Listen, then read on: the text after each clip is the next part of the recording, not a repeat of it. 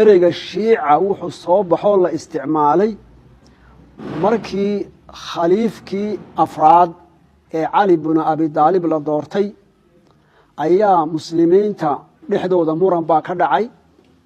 cali binu abi daalib oo amiirkii ahaa waxaa ayidi waaye amba ka hor yimid saxaabigii weynaa ee mucaawiya binu abi sufyaan oo reer shaam hogaamiye u ahaa, fadhigiisuna uu ahaa magaalada dimashq.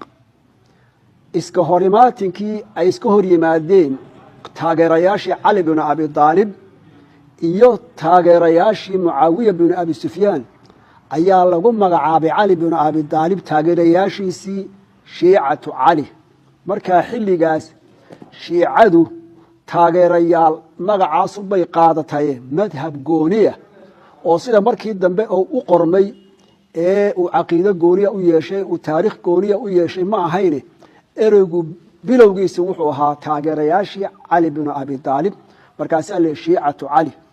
muddo dheer kadib oo taariikhda gashay islaamka ayay shiicadu waxay shiicadu noqotay dad iyo firqad iyo koox muslimiinta ka mid ah oo aragti mideeya leh iyo fikir u gaara oo ay ahlu sunnaha kaga soocan yihiin.